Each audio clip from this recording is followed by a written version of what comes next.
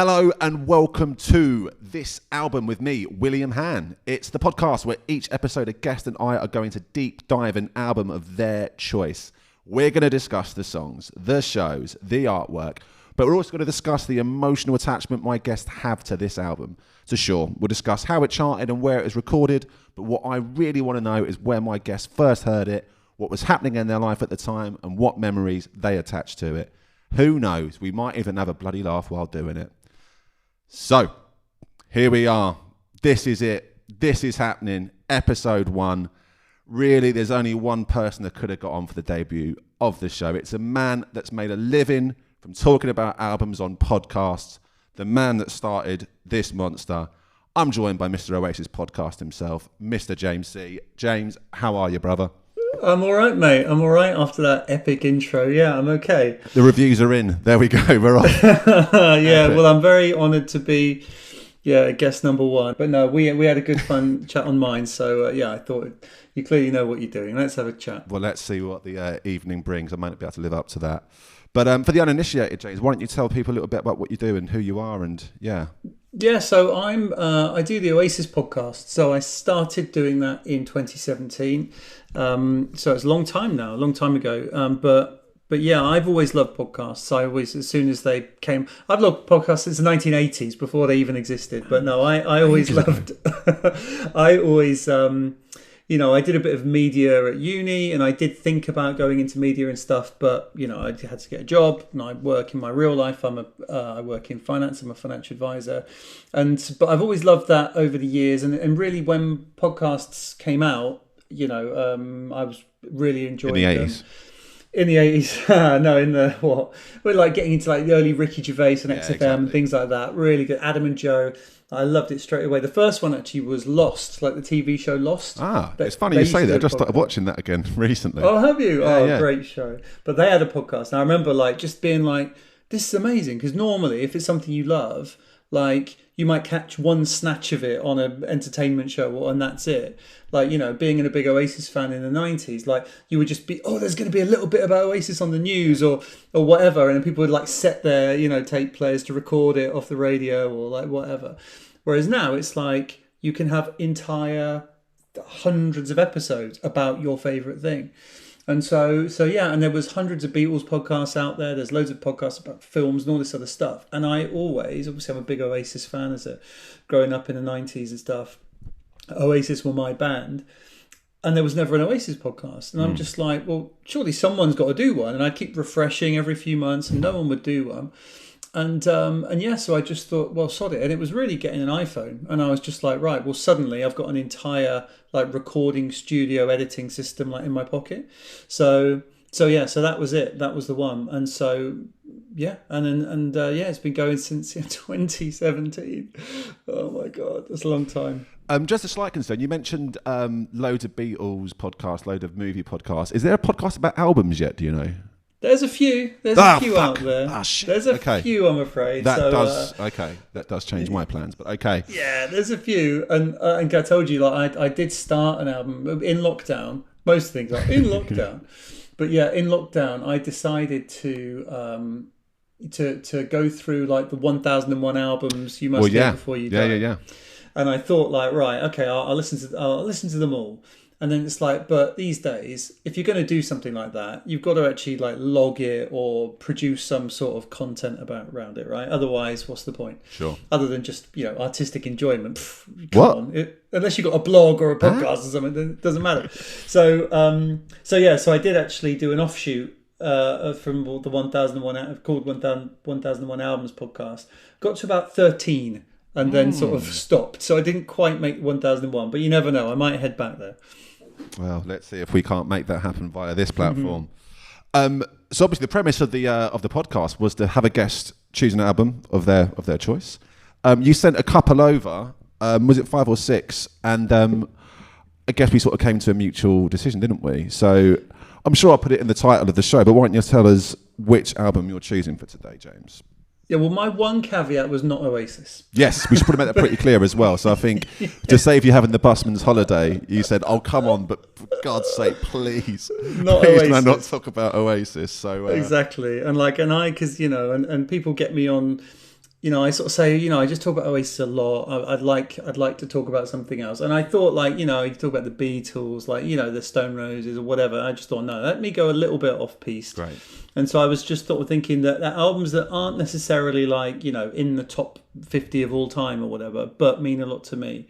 And so yeah, the one I wanted to talk about was Another Side of Bob Dylan. So today we are discussing Another Side of Bob Dylan. Bob Dylan is an American poet and singer-songwriter widely considered to be one of the greatest songwriters of all time.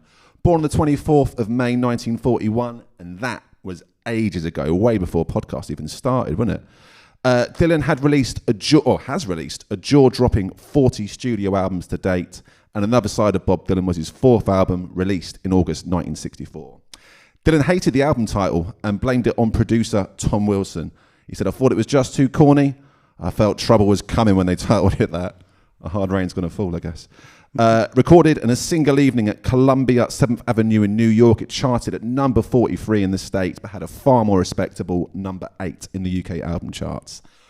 What may have stifled its chart potential a little bit was some fairly hysterical reviews. So I'm going to read a little quote for you quickly, James. In an open letter to Dylan that was published in the November issue of Sing Out, a publication you're familiar with? Nope. Me neither. Silber Horowitz described the songs an unqualified failure of taste and self-critical awareness. Here's the thing. I think he was wrong. I think this is fucking brilliant, James. Yeah, it's a great album. I really love this. And it's funny because I wouldn't say I'm like a huge Dylan fan, right? I'm not like an uber Dylan fan like Ben Burrell, who's been on the Oasis pod before, and he's, he does Absolute Radio. He's an absolute Dylan obsessive, right? And there are people that are 100% Dylan obsessives, and I get it.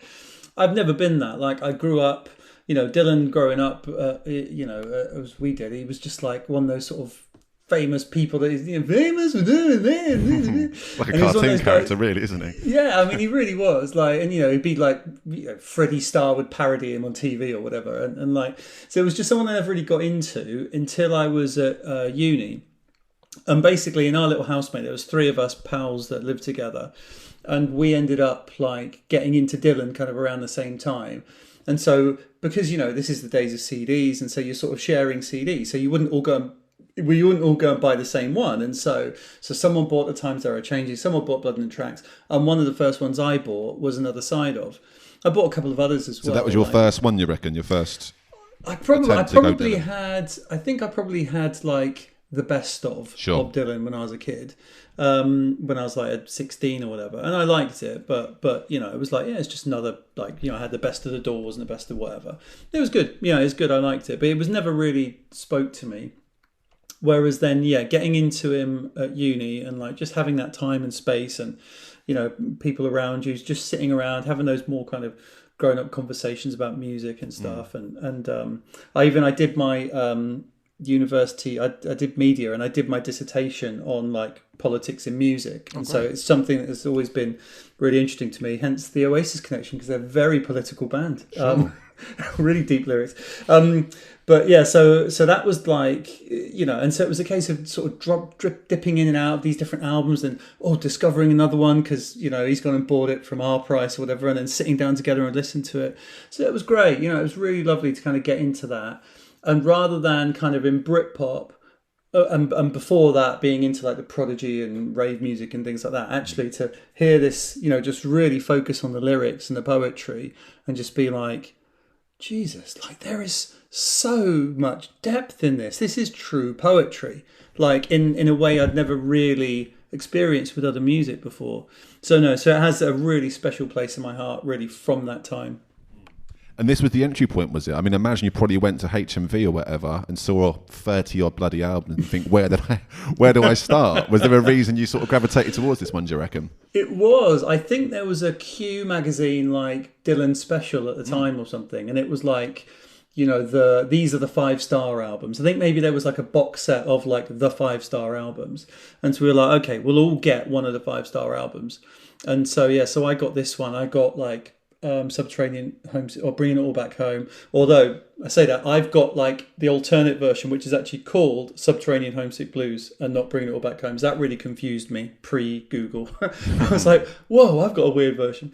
But yeah, so I got this one, and what's really interesting about this one, and well, just to say, I've always thought this was his best album, but it's never chosen as his best album. Like, you've got Blood on the Tracks, you've got like Blonde on Blonde. These are the ones that are typically selected these as are the like ones that I think of when I think of Dylan, definitely. Yeah, exactly. Whereas this one is like, oh yeah, that was like another one that he did around that time that's really good. But what I love about this one, and maybe it says more about me and the sort of music I'm into, is I think what we've got here is like three types of songs really. We've got the political ones, and I think they are just as biting and cutting as any of the other political songs he's done. We've got the actually quite sweet ones, you know, quite emotional and beautiful ones, like To Ramona and things like that. Yeah. And then like the funny ones. And so much humour in this, isn't there? So much humour. It's fucking hilarious. Great, you know, and it's just sort of like you said, it was recorded in one evening. But it's like, you know, it's so funny. Like, he's obviously stoned off his tits. Oh, man. The giggles on the first song. It's just fantastic. Oh, he's chuckling away. You know, a lot of these are either first takes or second takes or whatever, you know. And there's just something so, like, endearing about that. But yeah, so that's, like, the core thing of it. And I've actually...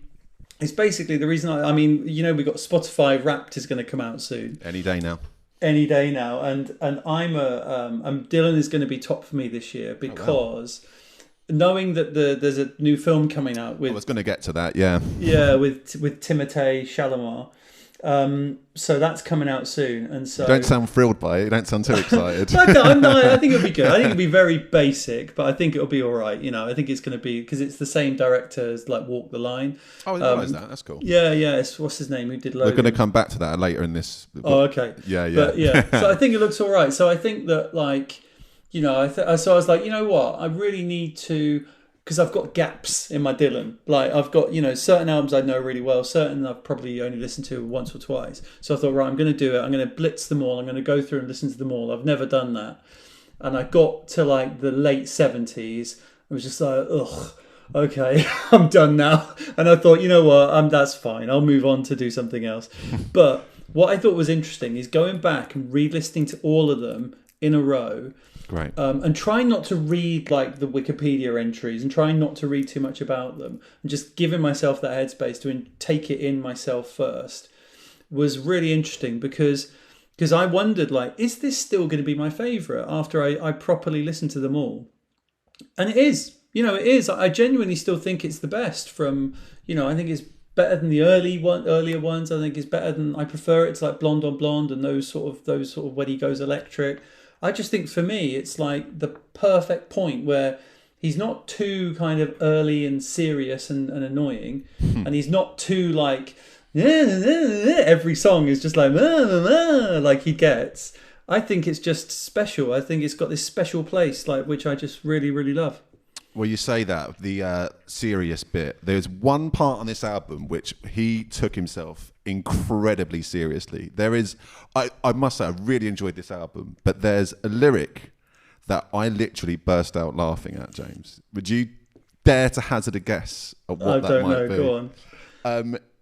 In Ballad in Plain D, the last lyric of the song... Oh, yeah. You know what I'm going to say? What is it? Is it bird? I answer them so mysteriously. So mysteriously. The idea you can see him taking a long pull of his cigarette and speaking to a fucking prisoner and saying, you know, not to be too mysterious about this, but it is unbelievably What is it? Is a bird free from the chains of the skyway? Very nicely done. Yeah, that was quite something. But other than that very iffy lyric, I was well impressed. I should probably say I was uninitiated. This was my first, I think the first time I've ever listened to a Dylan album. It's something that I've just never ever gotten round to before. I remember buying my dad a massive Dylan CD box set for like Christmas '08 it must have been, thinking, hey, all like that. Dads like Dylan, didn't they? And never actually took the plunge myself and really, really got a lot out of this. So I must have listened to it 5-6 times this week, James. So thank you very much. That's all right. Shall we talk standout points? Should we start at the beginning? What do you reckon? Well, for me, that's two in the same, really. So I don't know if you feel the same way. Yeah. So we start off with All I Really Want to Do, which is good fun. I mean, one of the points about this album is, like, in terms of the context of where it comes, like the first three albums, the first one is basically just covers. It's like this early, like, he's been found in this cafes of New York, and he's singing. It's covers. I think there's two original tracks, one of which is the song for Woody Guthrie, which is really good. Then you get the Freewheeling Bob Dylan, which is just like magic, and maybe his best album. What's the gap there then, if you don't mind me asking? Well, they're all pretty much like boom, boom, boom. It's like 62, 63, 64, and then this is like 64. So he knocks them out really, really quick. And then you get The Times They Are Changing, which is very political. Every track is like reading a newspaper. Every track is like a story. Whereas then with this, it's him pushing back against being like the voice of the generation. And he's like, no, I don't want to. I'm not going to be that super serious voice of the generation. So, although there are a couple of political tunes in here, like the core line in the album is, well, I was so much older then, I'm younger than that now, in my back pages. Because he's saying, look, I took myself really seriously. Now I'm not going to take myself quite so seriously. So what we get with tracks like All I Really Want to Do, for instance, the first track, that it's one of those classic things that Dylan does as well, where he does like anti-love songs. It's like right. It's a ballad, but he's actually saying, I don't really like you very much, or like you like me more than I like you and stuff. It's not... What a power play, eh? It's lovely. He just puts these like funny twists and so a lot of the songs on here ended up being covered, like by the Byrds and people like that. So a lot of them are more famous for the cover versions. But All I Really Want to Do is just so fun. Well, honestly, it really caught me off guard, and that's brilliant, right? That's what it's all about. It was completely unhinged by the time you get to that third. It's completely unpredictable, isn't it? And I suppose if you're coming in like pretty fresh, just with this idea of Dylan on your mind, did you realise he was going to be this silly? I did not see that coming whatsoever. Having him literally burst out laughing by the third verse or whatever it is, and then that last chorus just going so hysterical and unhinged on that do. It was brilliant. It just brought me such unexpected joy, Yeah, it was great. I love humour in music. I've always appreciated humour in music, and sort of... and I think it's something we don't get enough of now. Sure. When you think about the Beatles and the Who, and like there was always comedy, there was always a joke, there was always a wink in their music. And I think that comes from like that music hall tradition, or like performing like in bars and in working men's clubs. You had to do like a bit of a song and dance routine. It had to be a bit of humour in it. That was what it was. And so there's definitely silliness and jokiness throughout this album, which I really like. Let's just follow on that. Like you have Motorcycle Nightmare, which is hilarious, which is like, just these rambling sort of, he's done it throughout his career. Like they often call it like Bob Dylan's dream number, whatever. And he'll just go on these rambling, and this one, it's so funny. Like just all the wordplay is hilarious. And he tells this story, but not only is he telling a funny, it's like you're just making it up off the cuff, but actually there's a lot of really interesting stuff in here. He mentions a lot of political stuff from the time. Like he mentions like famous politicians of the time and things like that. And so as well as it being this like just funny, rambly story, it actually has like quite cutting sort of social commentary as well. Absolutely. Very cool. Do you think he's like an outliner, sort of leading the way in terms of quality of songwriting at this point? Yeah. I mean, I suppose this is the tricky thing is that I suppose this shows this extra level. Most people are lucky. You feel lucky if you're good enough to manage to put a few chords together and write a song, right? That's like stage one. Okay, you managed to get to that point. To then be able to like put some sort of like intelligible lyrics like that are political or that are romantic, that's another level that most people can't get to. He's able to go, you know what, I can do all that easily, and I'm not going to. I'm going to do this funny song. I'm going to do this. And that's the thing that I'm just amazed by. That he mastered songwriting by the age of like 22, and then was like, you know what, I'm going to comment on like songwriting. It's meta before meta. You know what I mean? It's madness. And that's what always surprised me about these 60s artists, the lack of inspiration they'd have had. There's not as if that much music existed at that point to sort of go, I'm going to be sort of really sort of Dylan-esque or whatever, or I'm going to be really sort of Beatles inspired. They didn't exist then, you know. They've got to really start from scratch with it all.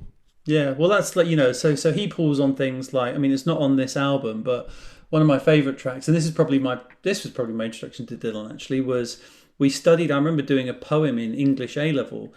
It was in the poem, it was like the only sort of non-old school poem in this book of Norton Anthology of Poetry, and it's Spanish boots of Spanish leather. And when you read about it, it's like, okay, so Dylan was like, I don't know, 21 or something when he wrote it. And what he's doing is he's taking this like poem written in the 1600s and he's recontextualizing it to a modern phrase. And you're thinking, who does that? You know, I mean, who takes a 1600s poem and then like recontextualizes it? But he also plays with gender politics in it as well, because it's sort of like and you think, you know, and this is poetry book worthy, right? And that's where he's set apart. You can listen to the songs and you can appreciate them, or you can actually sit there line by line and go like, okay, so that's an allusion to this part of the Bible. But yeah, it's just the ideas at this point.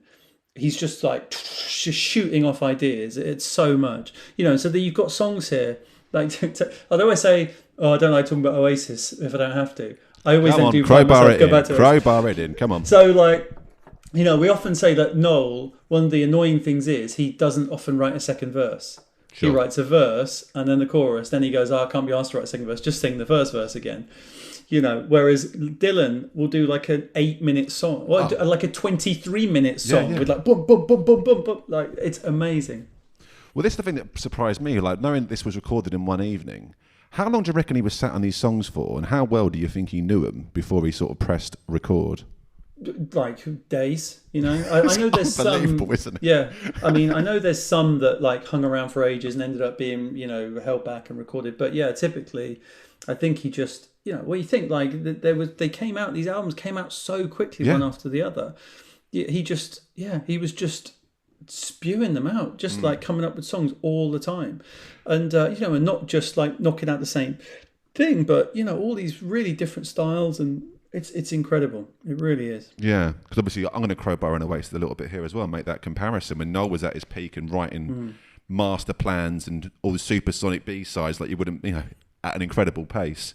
Yeah. Well, here's Dylan doing it 10 times quicker, and I know, and not even with just far songs, more depth on them as well. Yeah, huge amounts of depth and huge amounts of just pure lyrics, of lyrics, quantity like the of lyrics. Yeah, just page after page after page of like incredible. And then he was at the same time he wrote a couple of books and he'd write poetry, and just the ideas that just flew out of that guy, and just such a deep knowledge of history and religion and all the world these around things. him. Yeah, and it's just and then being like really on it. So you know, he wrote about, like as I said, specific causes, specific things, and it was almost like the newspaper. You know, he's like coming up with a song for that thing. But then on this one, he kind of turns his back on that idea, and so the only real truly political tune on there is Chimes of Freedom, which I love. I think Chimes of Freedom is incredible. I think it's one of his best political songs. I mean, like people say like Hard Rain's Gonna Fall and things like that, but yeah, I think Chimes of Freedom is absolutely beautiful. And it's like, you know, he's sort of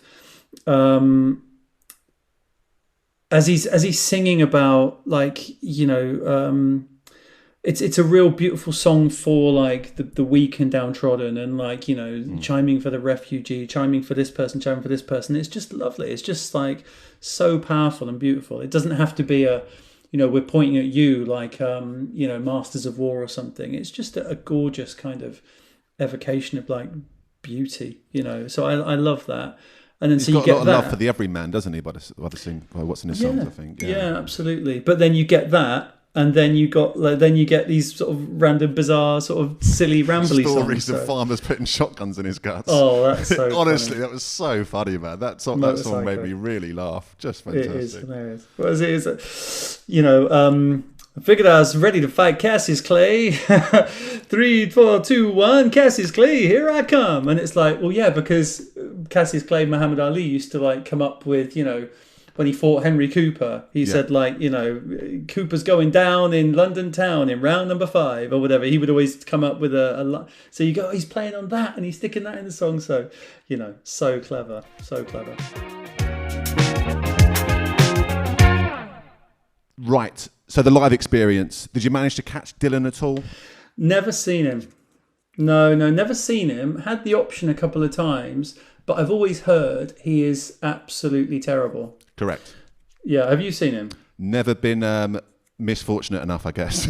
No, well, I think people say, I mean, it's funny because there's certain people that are terrible that I have seen. Like I saw Shane MacGowan a number of times, and he is terrible, but he's dead, but he was absolutely dreadful, but it was just so entrancing being in his presence. That's the thing. And like the Pogues are an incredible band. But when Shane would go off and the Pogues would play the songs that they did after he left, like everyone would just go, it's time to go to the bar. Shane's not there. You know what I mean? So I get it. And it's the same with like Pete Doherty as well. Like I was going to say, yeah. Yeah, Doherty is often fucking dreadful. But sure. Like when he's on the stage, you can't take your eyes off him. So maybe that, it would just be incredible to be in his presence. But, from what I've heard over the years, it's he'll often, you don't even really know what he's playing until like halfway through, and the band sometimes don't even know what he's playing because they're sort of looking around going, wait, what? Because he's just decided to sing it in a completely different way or play something in from a completely long forgotten album in a different key, and they're going, well, what is this? So I'm not desperate to go and see him as much as I do like it when kind of artists mix up the set list and put something in a different style. Actually, so when it's someone who's 82 years old or whatever, and it's sort of a bit scrambled and a bit weird, no, I'm not too bothered. No, it's quite good because I saw Felix White from the Maccabees. Because Dylan played just the other week, didn't he? He played at the Palladium. Albert Hall, was it? No, Palladium. Maybe it's Palladium. Maybe it's the Albert Hall. One of the two. But Felix was saying it was just about being in that room, and that room in that man's presence was a lot. So maybe that's just where the satisfaction comes from alone, as opposed to getting your arms around your mates for the choruses. There's another band we can do that for next year, isn't there, James? Yeah. No, I mean, I had a similar experience, and I saw Brian Wilson a few years ago. And Brian Wilson had an amazing band around him. It was when he was doing the Smile album. And I've never felt such love in a room for an artist. You know, people would just shout, "We love you, Brian," like that so many times all the way through. And he wasn't great. I mean, this is 10, 15 years ago now or something. So he's a bit obviously younger than he is now, but he just couldn't do it. Like there's a couple of times when he'd miss a spot and you could see he was so disappointed in himself. And it's like, no, come on, mate, it's okay. But just being, the musicians around him carried him through. But yeah, so I can appreciate that, like, actually it's just being in the room and, getting to say that you're in the room as that guy. But yeah, in terms of a musical experience, I think I could probably do without it. Don't need it. The box doesn't need to be ticked. And do you still get excited when he releases new music? Do you still give it your all? No, not really, to be honest. I mean, like I said, it's one of those artists that I've always loved the albums I've loved. Like Blood in the Tracks and the Freewheeling are quite regular for me. I think the sort of, they call it like the trilogy with Blonde on Blonde, those three in the mid 60s. I just find them a bit like they're the ones people always say, oh, this is genius, this is this, and but for me it's because his songwriting at that point goes too clever. Here it's like I said, okay, I can get my head around these songs. Sure. Like there's enough clever bits you can look into them, but you can appreciate them. You can appreciate the story of each song. Whereas when he's just like, you have to, it's like reading a James Joyce novel. Like you have to keep stopping and going, oh, okay, so this particular line's, I think it'd be too much. But sorry, I've answered a completely different question to the one you asked, which is, no, I like the ones I like. And everything he's done since the 90s, I think, is it Time Out of Mind in the 90s? It's really good. I know some people like, oh, Love and Theft, and there's these later ones that are amazing. To me, the voice is gone. I can't listen to it. I did listen to, on the last album, there was a song called Murder Most Foul. It was 23 minutes long, and I did listen to that and I found that interesting, but I can't get past the voice. It's really so raspy and horrible now. I'm just like, nah, can't do it. You've got to know when to walk away. Yeah. A mate of mine introduced me to a song of his. It's called Duquesne Whistle that came out, I think, probably in the noughties, but it's got a real swing to it. Really enjoyed that one. Yeah. He did he did a couple of albums of like standards and things that are just sort of taking the American songbook. He also did the Christmas album. So got some bangers on it, man. It's got some really good stuff on it. You know, what's that Must Be Santa. Must Be Santa. I mean, we do listen to it every Christmas in my house, but it's so funny. But yeah, no, I can't do it. Once you get past like the late 70s, yeah, I know that there's some people who swear by certain albums, but for me, it's like, no, I'm done. Yeah, I get that. I think my theory is if he makes enough of them, there's bound to be one or two hits amongst that 40 years worth of material. But although the other one that I remember, I can't remember who said it. It was on a podcast, but they said, look, the problem is any artist that just keeps on releasing albums. It's like with, say, REM, like there's space in my brain for a certain amount of REM. And the current REM that's in my brain is the best REM. So if they release a new album, it's got to be good enough to dislodge, you know, Automatic for the People and Green and things. It's like, it's probably not going to be. And it also hasn't got that memories. You know, it hasn't got the memories. That's the problem, I think, that why a lot of people only really like the artist's first few albums, because it's like, well, that was special to them when they were a teenager. Or like these ones that were special to me when I was at university. And that's the thing, isn't it? When you've listened to something in those formative years, they mean more to you, I think. Absolutely. You know, when I was going through my kind of like, you know, if I went through, I mean, I don't just think it's because music's got like shit in the last 20 years, although I do think that is true. I think there is both can be true though, can't they? Both I think that things is can be true. You know, and maybe, but then I know that people growing up in the 60s would listen to the 90s stuff and go, that's rubbish, you know. So, you know, maybe there is some good stuff out there, but so I'll go, well, I like modern bands like Franz Ferdinand. And it's like, oh no, news for you. They've been around for like 20 years. Oh no. But this is the thing, I think context is sort of everything, isn't it, when it comes to music? It's so hard to be objective with these things, even though you do a bloody good job of it on your podcast. But I think even the most recent Beatles single, and my big brother saying to me, who's a major drum and bass, said, is it any good? And I said, it's not important if it's any good or not. It's the context around it. This is it. This is the last Beatles song. The context is everything. I want to go back to something you said earlier. You mentioned about the whole sort of covers side of it. And my introduction to this album would have been on Walk the Line.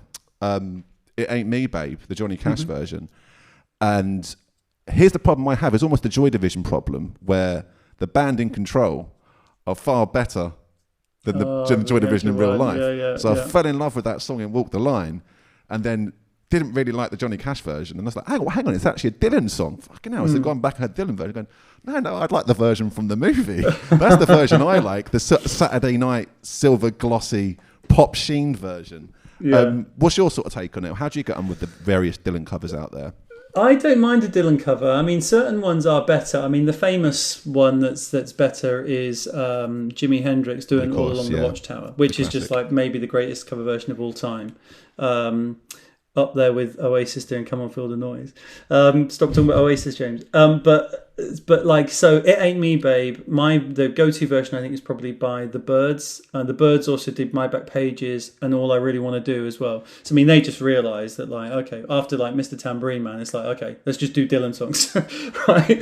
And so yeah, there's loads of Dylan covers on here. But no, I appreciate Dylan covers because there is often so much in the song there that other people can bring something to it. Sure. I think it's really hard to cover some songs because it's like what makes the song is instinctively special about the performer. That's what makes the song. And so I'm going to do it again. That's the problem with Oasis. Why there's been no real pound in the pot now. Pound in the pot. It's got to be a pound in the pot because there's no real good covers of Oasis songs.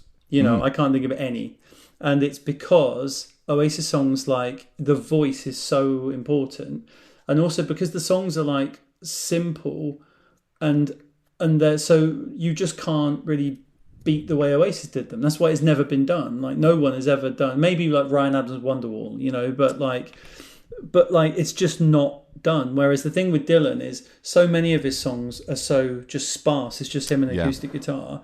and so therefore it gives you space to do something with it and create something. So like the Byrds, obviously they bring their sound. Johnny Cash, when he's done Dylan songs, he brings his voice, which is obviously a far more pleasant voice than Dylan's voice.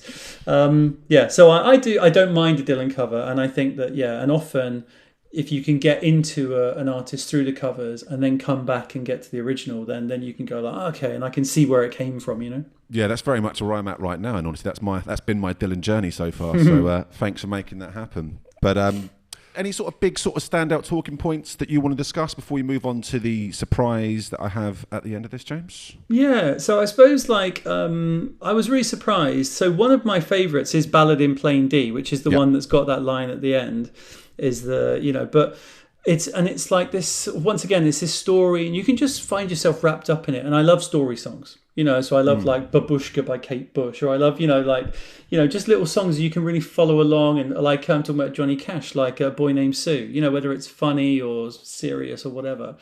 And I just really love it. It's like you just follow along with the story of these two sisters and stuff. And he is quite rude about one of the sisters in it in quite a mean way.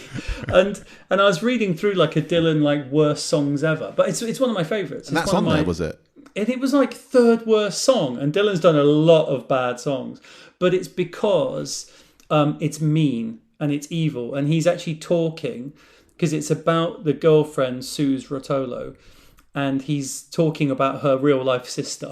And so it's like, that was just mean and vicious. And it's like, oh, why did you do that? And I so, guess yeah. you say that's like the sort of modern version of like tweeting something while drunk. It's a bit mean and read it back the next morning, but Dylan's put it on in record. Yeah, he said, when interviewed in 1985, did they have any regrets about writing it? And he said, oh yeah, that one. I look back and say, I must have been a real schmuck to write that. I look back at that particular one and say, of all the songs I've written, maybe I could have left that alone. But no, I love it. I do you agree with him, or still valuing it for you? Okay, cool. I think it's great. But then I don't.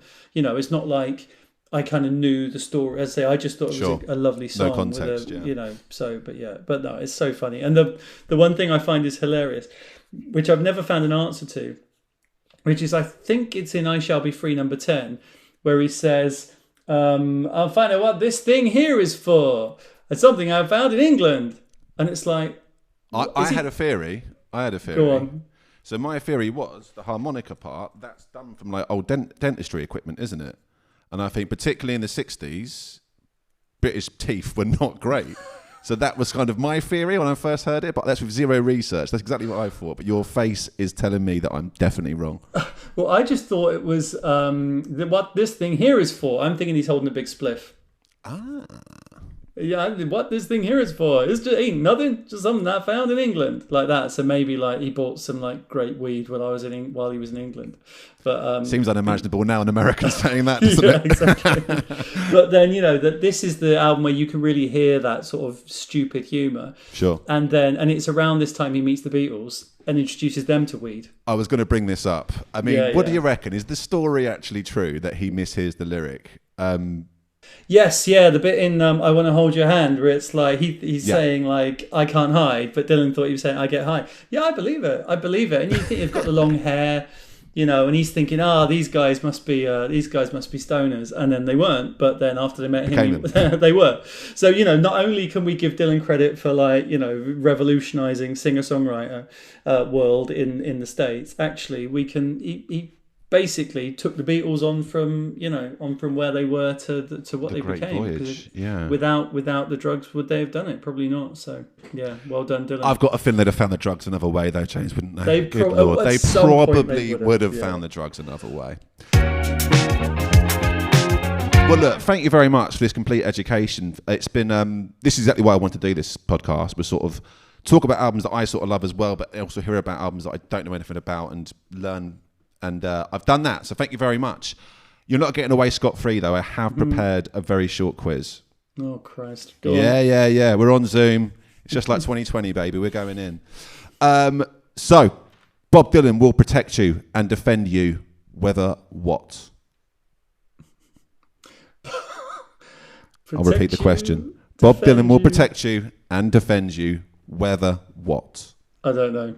Whether you're right or wrong. How many hours did it take to record Another Side of? Oh, well, no, it was like 6 hours or something. It was really quick. It was less than that. It was 3 hours. He was in the pub, down the feathers before closing. What a man. Question number 3. Who did the farmer mistake Bob Dylan for? Fidel Castro. No, that's Barry who Bob Goldwater. identified himself as. Was to it be Fidel? a bit of a wind-up merchant. Barry Goldwater. Nope. He thought he was the travelling salesman that he. Okay. Come on, James. Come on. This one you definitely know the answer to because you mentioned it earlier. How did Dylan mysteriously answer the prisoners? Oh, right. Yeah. Is a bird free from the chains of the skyway? Very good stuff. Now, the last question. Compete, beat, treat, mistreat, simplify, classify, deny, defy, crucify, fight, frighten, uptighten, drag you down, drain you down, chain you down, bring you down, block you up, shock, knock, lock, meet your kin, make you spin, do you in, select you, dissect you, inspect you, and reject you are all things that Bob Dylan does not want to do. But what does he want to do? He just wants to be friends with you. He just wants to be friends with you, James. He just wants to be friends with you. Expertly done. 2 out of 5. A noble effort for what was. How cool is that, though? Those lists, that just you listing them off there. It's so good. I worried I was losing you there. In all honesty, I got about 2/3 of the way through that, and I thought, "Fucking hell, has he cut off here?" No, that is so good. I mean, it's good that what you did, but I think a bit more big up for Dylan to write. Yeah, sure. I ain't trying to enlighten you and frighten you and uptighten you. Oh, it's just genius. It's a very good song. Like I say, that's definitely stand out on the album for me. Not to say it was all downhill from there, but it really, really did surprise me, that one. What an album, what a song, what a guest you've been. James, thank you very much for giving up your Friday evening to spend with me. Very welcome, mate.